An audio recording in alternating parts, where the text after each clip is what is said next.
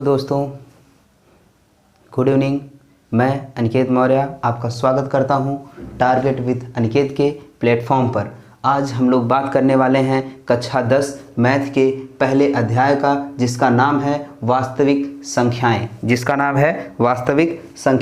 वास्तविक संख्याएं ध्यान रखिएगा, वह संख्याएं जो परिमेय तथा अपरिमेय संख्याओं का समुच्चय होती हैं उन्हें हम क्या कहते हैं? वास्तविक संख्याएं कहते हैं। क्या कहते हैं? वास्तविक संख्याएं कहते हैं। चलिए हम देखते हैं ये परिमेय संख्या क्या होती है और अपरिमेय संख्या क्या होती है। बिना इनके जाने हम वास्तविक संख्या को नहीं जान सकते हैं। तो चलिए देखते हैं परिमेय संख्याएं क्या होती हैं। तो ध्यान रखिएगा, ऐसी संख्याएं जिन्हें हम P/Q के रूप में लिख सकते हैं। क्या कर सकते हैं? P/Q के रूप में लिख सकते हैं, जहां P तथा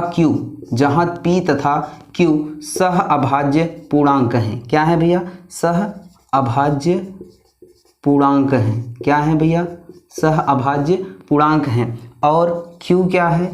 और Q 0 के बराबर नहीं होता है। Q 0 के बराबर नहीं होता है। ध्यान रखिएगा, ऐसी संख्याएं जिन्हें हम P/Q के रूप में लिख सकते हैं तथा जहां P और Q क्या है? सह अभाज्य पूर्णांक हैं और Q 0 के बराबर नहीं है। कुछ एग्जाम्पल्स ले लेते हैं हम लोग भाई। एग्जाम्पल्स क्या होते हैं जरा देखिएगा। जैसे 2/3 हो गया। क्या हो गया भैया?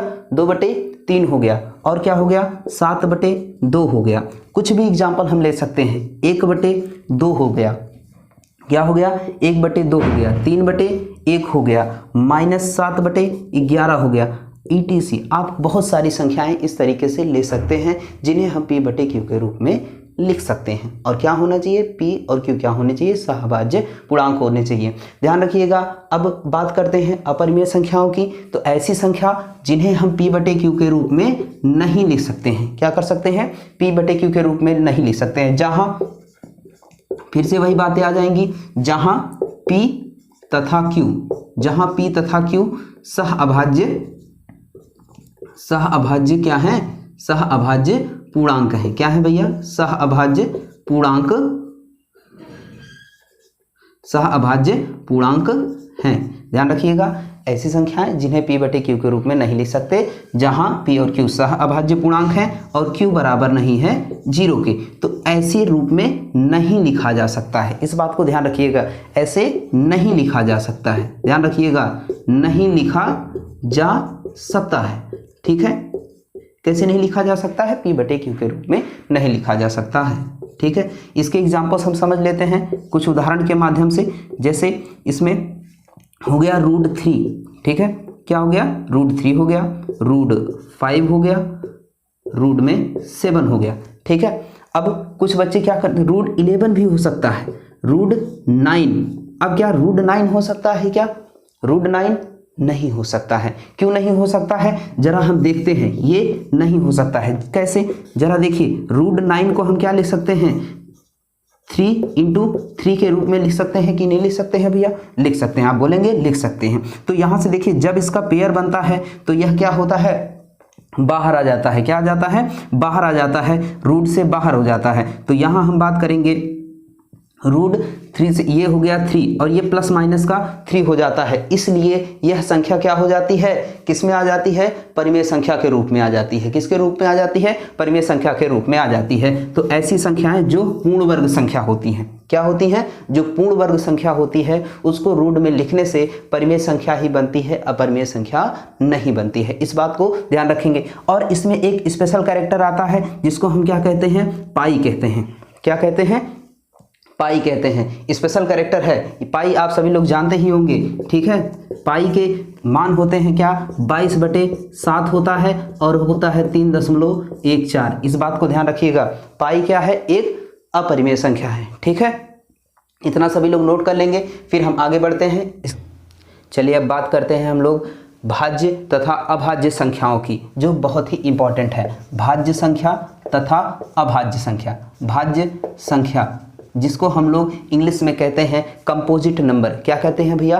कंपोजिट नंबर कहते हैं। क्या कहते हैं? कंपोजिट नंबर कहते हैं। क्या कहते हैं? कंपोजिट नंबर कहते हैं। भाज्य संख्याएं ऐसी संख्याएं जिनके 2 से अधिक गुणनखंड होते हैं। ऐसी संख्याएं जिनके 2 से अधिक गुणनखंड होते हैं। क्या होते हैं? 2 से अधिक गुणनखंड। क्या भैया? 2 से अधिक गुणनखंड होते हैं। ऐसी संख्याएं जिनके 2 से अधिक गुणनखंड होते हैं। कैसे? जरा देख लेते हैं। जैसे एक एग्जांपल ले लिया 16। ठीक है भैया, ये किससे कट सकता है जरा बताएंगे आप लोग? 1 से कट सकता है, ठीक है। और किससे कट सकता है? 2 से कट सकता है भाई, ठीक। और किससे कट सकता है? 4 से कट सकता है कि नहीं कट सकता है? बिल्कुल कट सकता है, आप कहेंगे। फिर यहाँ देखिएगा भैया, क्या 8 से कट सकता है? आप कहेंगे बिल्कुल कट सकता है। यहाँ देखेंगे क्या यह 16 से कट सकता है?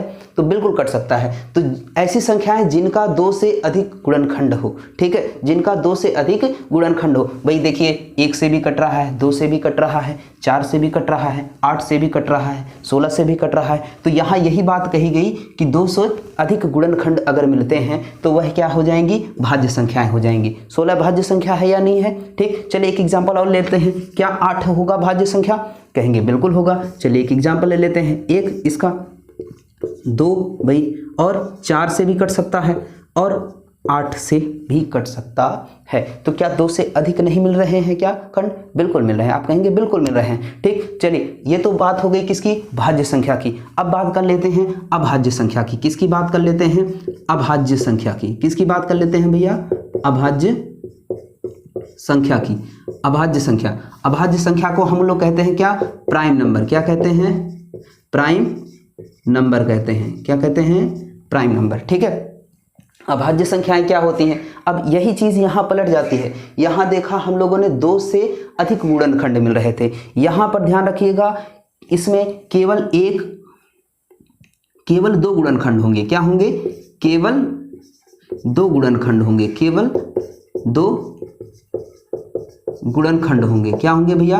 केवल 2 गुणनखंड होंगे। जरा देखते हैं 2 कौन होंगे। एक तो ध्यान रखिए, एक होगा तथा, एक तथा स्वयं, एक तथा स्वयं, एक तथा स्वयं होगा। जैसे 3 का केवल यह किससे कट सकता है? 1 से कट सकता है। और किससे कट सकता है? 3 से कट सकता है। क्या और कोई संख्या है जिससे 3 कट सकता है? आप बोलेंगे नहीं कट सकता है, ठीक है। और अगर हम बात करें 5 की, तो यह भी किससे कट सकता है? 1 से कट सकता है। और किससे कट सकता है?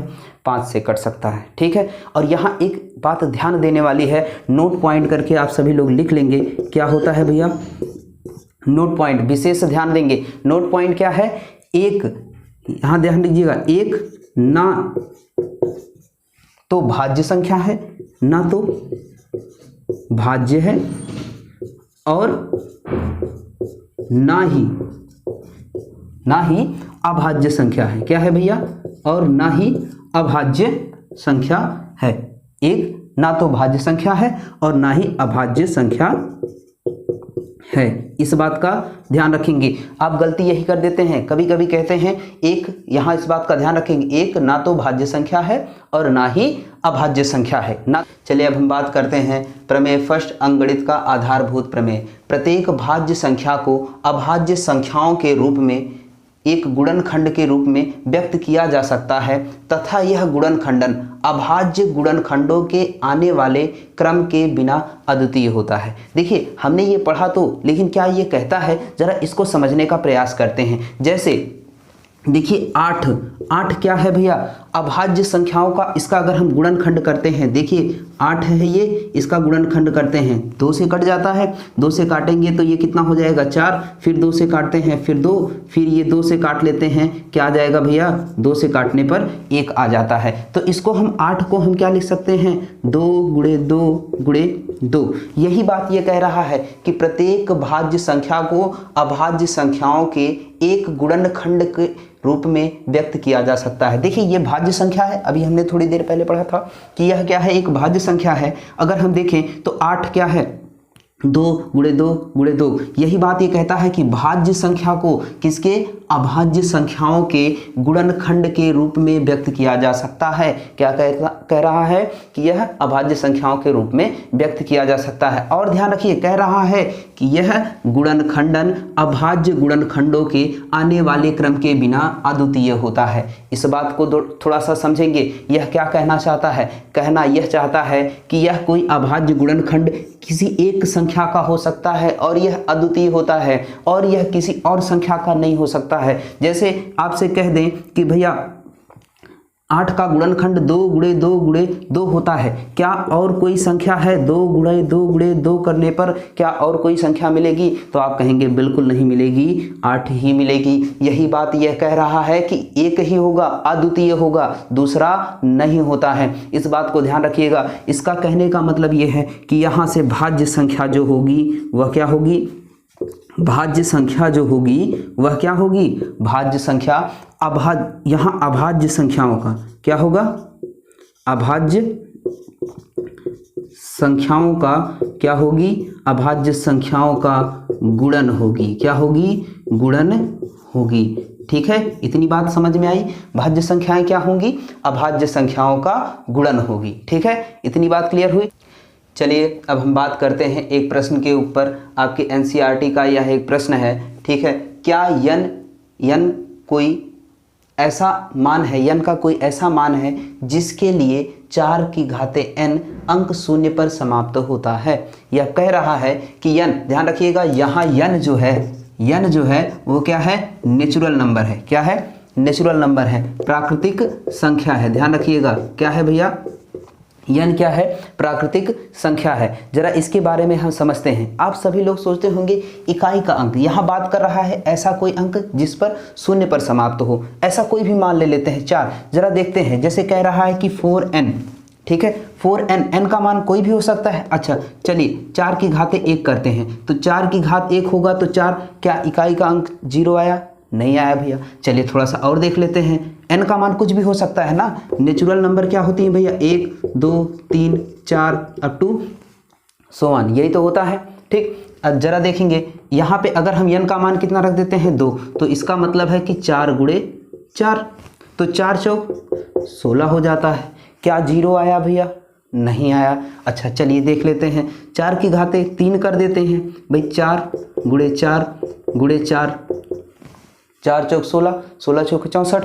क्या 64 आता है? क्या नहीं आता? आप कहेंगे बिल्कुल नहीं। यहाँ देखिए 4 आया, क्या 0 आया? क्या नहीं आया। ऐसे ही देखते हैं, क्या 4 की घात 4 कर देंगे तब हो जाएगा क्या? चलिए देखते हैं, 4 गुणे 4 गुणे 4 गुणे 4। अब इसका गुणा करेंगे तो कितना आ जाएगा भैया? इसका जब हम 4 का 4 बार गुणा करेंगे, 4 चौक 16, 16 चौक 64 और 64 चौके 256। ध्यान रखिएगा, क्या अब भी 0 आया? तो नहीं आया। तो इस तरीके से हमने चेक किया, क्या यह आएगा? बार बार रिपीट हो रहा है, 4 आ रहा है, फिर 6 आ रहा है, फिर 4 आ रहा है, फिर 6 आ रहा है, तो क्या 0 आ रहा है? नहीं आ रहा है। इसका मतलब है कि यह 0 पर समाप्त नहीं होगा। तो क्या हम ऐसे लिखेंगे? क्या ऐसे लिखेंगे? नहीं, लिखेंगे कैसे वो सीखना है। तो क्या ऐसे लिखने पे समझ तो आ गया हमें कि भाई 0 पर नहीं समाप्त हो रहा है, यहाँ भी नहीं हो रहा है, यहाँ भी नहीं हो रहा है, यहाँ भी नहीं हो रहा है, लेकिन इसको लिखेंगे कैसे एग्जाम में? भाई चलिए देखते हैं, इसको मिटा दिया जाए भाई। देखिए इसको लिखेंगे कैसे एग्जाम में? ठीक है, इतनी बात तो ठीक थी। अब लिखेंगे कैसे? यदि संख्या, ध्यान रखिएगा, हल इसका कैसे लिखेंगे ये बहुत इंपॉर्टेंट है। परीक्षा में लिखा कैसे जाए, मैंने यही बात की थी कि आपको लिखना कैसे है। आता तो रहता है, लिख नहीं पाते हैं। तो चलिए लिखते हैं कैसे। यदि, ध्यान रखिएगा, यदि संख्या 4 की पावर n का अंक कैसा होना चाहिए? शून्य पर समाप्त होगा। किस पर समाप्त होगा भैया? शून्य पर समाप्त होगा।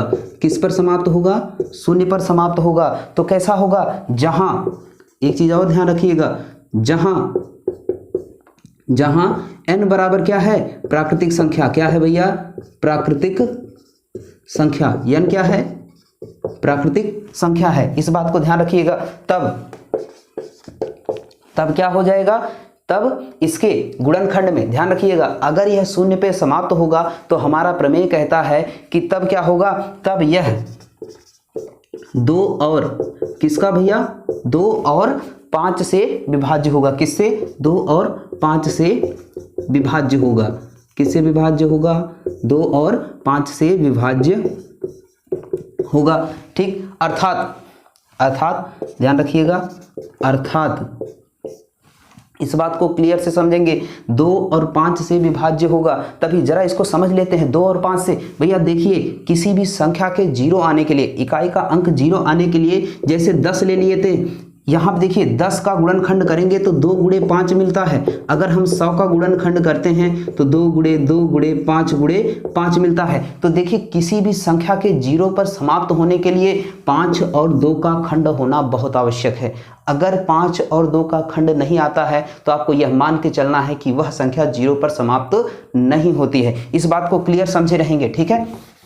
इस बात को हम समझ लेंगे कि अगर 2 और 5 आएगा तभी यह समाप्त होगा, ठीक है। अर्थात 4 की घात n के अभाज्य गुणनखंड में, किसमें भैया, 2 और 4 की घात n के अभाज्य गुणनखंड में क्या आना चाहिए, गुणनखंड में 5 आनी चाहिए। क्या आनी चाहिए, 5 आनी चाहिए, ठीक है। यह जो कि ध्यान रखिए आप सभी जानते हैं, क्या इसके खंड में 5 आएगा, जो कि संभव नहीं है। क्या है भैया, जो कि संभव नहीं है, जो कि संभव नहीं है,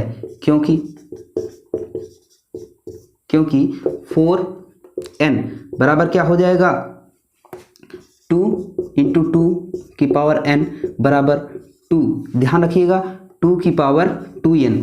और ध्यान रखिए यहाँ से एक चीज़ हमको ये पता चल जाती है कि इसके फैक्टर में क्या आ रहा है, सिर्फ और सिर्फ क्या आ रहा है, 2 आ रहा है, ठीक है। इसलिए क्या होगा, इसी कारण ध्यान रखिएगा, इसी कारण से ध्यान रखिए, इस कारण से क्या हो जाएगा, इसमें परिवर्तन आ जाएगा। इसी कारण इसके गुणनखंड में, इसी कारण 4n के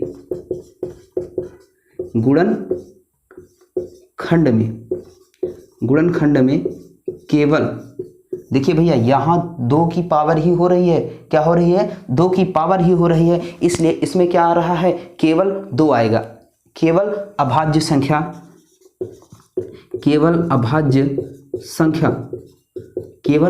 संख्या 2, क्या भैया, 2 ही आ सकती है। क्या आ सकती है, 2 ही आ सकती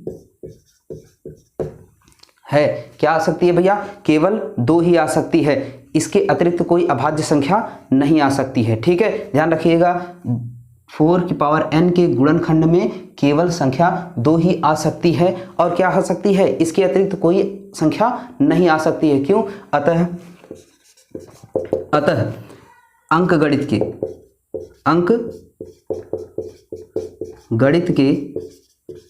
आधारभूत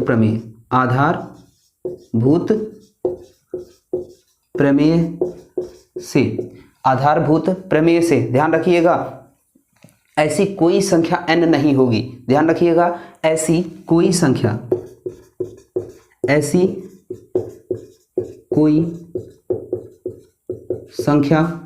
n नहीं होगी, ऐसी कोई संख्या n नहीं होगी जिसके